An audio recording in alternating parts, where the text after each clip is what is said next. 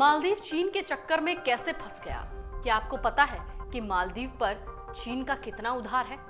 दोनों देशों के संबंध उतने पुराने नहीं हैं जितने कि भारत से पुराने हैं। चीन और मालदीव के बीच कूटनीतिक रिश्तों की शुरुआत दरअसल 1972 में हुई। मालदीव ने 2009 में और चीन ने 2011 में अपना दूतावास खोला। फिर 2014 में चीन ने मालदीव को 1.6 करोड़ डॉलर देकर बेल्ट एंड रोड परियोजना में एंट्री मारी। यहीं से चीन के चक्कर में मालदीव फंस गया, या यूं कहें पड़ गया। फिर अब मोहम्मद मोइज्जू ने तो चीन को सिर आंखों पर बिठा लिया है। लगता यही है, उन्होंने इंडिया आउट और चीन फर्स्ट का नारा दिया, जबकि पहले की सरकारों में इंडिया फर्स्ट का नारा था। चीन ने हाल के वर्षों में मालदीव में कई इंफ्रास्ट्रक्चर प्रोजेक्ट्स में निवेश किया है। इन्हीं सब की वजहों से चीन धीरे धीरे अपना प्रभुत्व जो है वो मालदीव पर जमा रहा है। यहाँ तक कि IMF के ताजा आंकड़े भी दरअसल यही कहते हैं कि मालदीव पर चीन का लगभग हजारों करोड़ यानी 1.3 बिलियन डॉलर यानी 1 खरब से ज्यादा बकाया है। चीन अब मालदीव का सबसे बड़ा बाहरी कर्जदाता है। श्रीलंका से भी आप इसे जोड़कर देख सकते हैं। खैर, सार्वजनिक कर्ज में लगभग 20% की हिस्सेदारी चीन की हो गई है। मतलब साफ है चीन कहां पहुंच गया है। असल में तो पहले भारत और मालदीव के संबंधों को जानिए। ये बहुत ऐतिहासिक रहे हैं। मालदीव की आजादी से लेकर अभी तक भारत उसका एक बहुत शानदार मित्र था। हर संकट में पहला कदम भारत की तरफ से ही बढ़ा। चाहे वो 2018 का पानी संकट रहा हो, तब मोदी सरकार ने वहां पानी पीने के लिए भेजा। शुरुआत में मालदीव के आजाद होते ही भारत ने उसे मान्यता दे दी। 1965 में माले में भारत ने सबसे पहला मिशन खोला। फिर 1988 में राजीव गांधी सरकार ने सेना भेजकर मौमून अब्दुल गयूम की सरकार को बचाया। भारत ने 2010 और 13 में 2 हेलीकॉप्टर और साल 2020 में एक छोटा विमान गिफ्ट किया। इसके अलावा भी कई बार भारत ने बिना शर्त उसकी मदद की। करीब 6 दशकों से ज्यादा पुराने संबंध को भारत ने जमकर निभाया।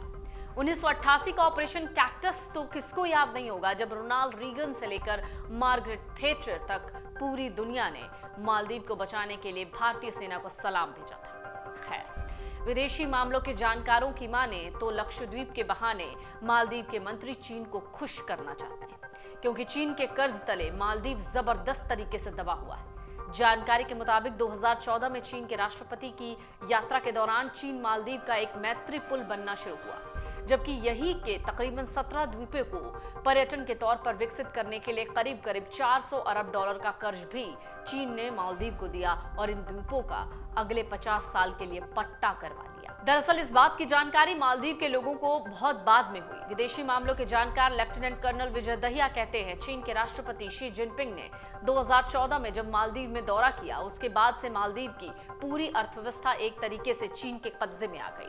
वो ये भी कहते हैं कि चीन में इस दौरान मालदीव के भीतर जिस तरह से अपना नेटवर्क फैलाने की कोशिश की, वो 2018 तक आते आते तकरीबन 2 बिलियन डॉलर के कर्ज के रूप में मालदीव पर थोपी जा चुकी थी। कर्नल दहिया कहते हैं, लक्षद्वीप तो महज एक बहाना है। वर्तमान सरकार चीन की इतनी ज्यादा दबाव में है कि प्रधानमंत्री मोदी के अपने देश के दौरे पर ही वहां के मंत्री और नेताओं के होश उड़ गए। कहते हैं, चीन ने मालदीव के भीतर अलग अलग तरह के विकास के पूरे मॉडल का खाका खींचकर अरबों डॉलर का कर्जा देना शुरू कर दिया। इसमें शुरुआत की गई मैरीटाइम सिल्क रोड के बड़े समझौते के तौर पर। फिर चीन ने मालदीव में स्वास्थ्य, पर्यटन, सूचना तकनीकी, जलवायु परिवर्तन के लिए अपना भारी निवेश मालदीव में करना शुरू किया। विदेशी मामलों के जानकारों का मानना है कि 2015 में मालदीव के पर्यटन मंत्री मूसा जकीरम ने जब चीन का दौरा किया तो उन्होंने वहां की एक्सिम बैंक के साथ 400 मिलियन डॉलर का क्रेडिट लोन भी लिया। इसी सरकार के दौरान चीन ने मालदीव के भीतर बनाए जाने वाले 11,000 अलग अलग अपार्टमेंट्स के लिए तकरीबन 600 मिलियन डॉलर का कर्ज दिया, जबकि नए द्वीपों पर बिजली ग्रिड के लिए 200 मिलियन डॉलर का कर्ज चीन ने और दिया। यही नहीं, यहाँ बनने वाले इब्राहिम नासिर अंतर्राष्ट्रीय हवाई अड्डे के लिए भी 500 मिलियन डॉलर का कर्ज चीन ने मालदीव को दिया। आंकड़े कहते हैं, माले चाइना फ्रेंडशिप ब्रिज के लिए भी चीन ने ही तकरीबन 300 मिलियन डॉलर का कर्ज दिया है। अब मालदीव को डर है कि उनकी अर्थव्यवस्था गड़बड़ हुई तो कहीं मालदीव का हश्र भी पाकिस्तान और श्रीलंका की तरह ना हो जाए। लेकिन मालदीव में अभी इस वक्त देखा जाए तो वहां 2 धड़ा है। पहला जो भारत का विरोध करता है, दूसरा जो भारत के समर्थन में है। अगर आप ये वीडियो YouTube पर देख रहे हैं तो हमारे चैनल को सब्सक्राइब करें और बेल आइकन को दबाना ना भूलें। अगर आप Facebook पर ये वीडियो देख रहे हैं तो हमारे पेज को लाइक करें।